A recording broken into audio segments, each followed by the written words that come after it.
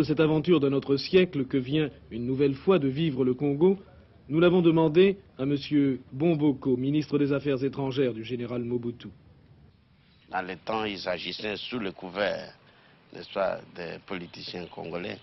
Mais cette fois-ci, Shkram, ainsi que ceux qui ont opéré en Angola, l'ont fait directement sans qu'ils soient couverts par un politicien congolais.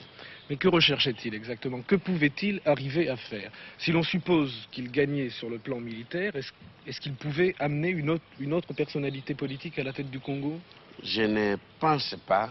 L'erreur qui a été commise consiste dans le fait de croire que Tchombe est populaire ici, alors qu'il suffit d'arriver pour soulever les populations qui réclament, n'est-ce pas, son retour. Mais on l'a vu que c'était une vue d'esprit parce que à Bukavu, n'est-ce pas, malgré les appels qu'ils ont faits à la radio locale là-bas, malgré ce que ceux qui sont arrivés d'Angola ont essayé de faire, ils ont subi un échec retentissant. La population n'a pas voulu les suivre. Je crois également, Monsieur le Ministre, que ce qui est important, c'est que pour la première fois, l'ANC, l'armée nationale congolaise, a gagné véritablement, incontestablement, sur le terrain, et seul.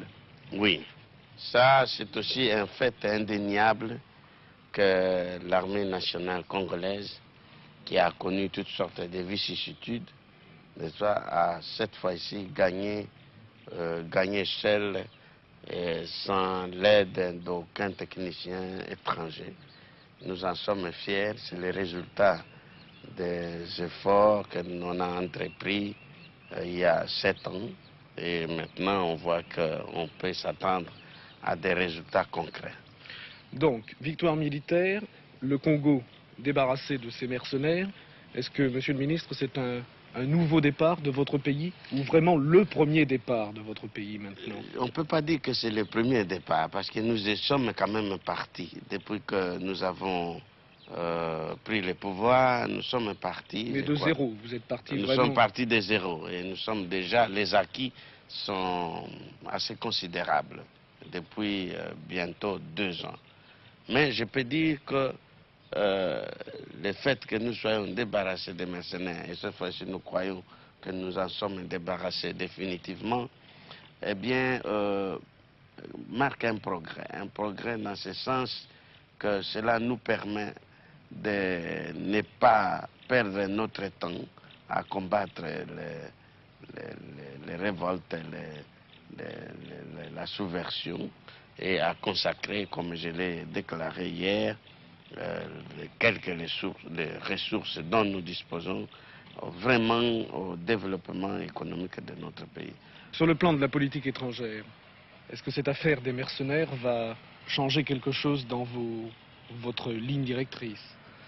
Nous ne croyons pas que l'affaire des mercenaires puisse changer notre politique extérieure, à moins que nous soyons forcés, n'est-ce pas? Si, comme je l'ai dit hier, certains pays amis qui sont plus ou moins concernés ne changeaient pas de politique eux-mêmes, n'est-ce pas, à notre égard.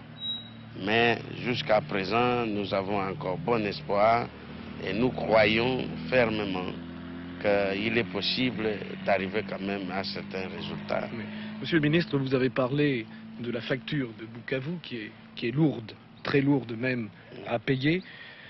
Si par exemple les pays intéressés ne payaient pas cette facture, qu'est-ce qui pourrait se passer? Eh bien, nous gardons les ressortissants ici. Le président Mobutu réside 9 jours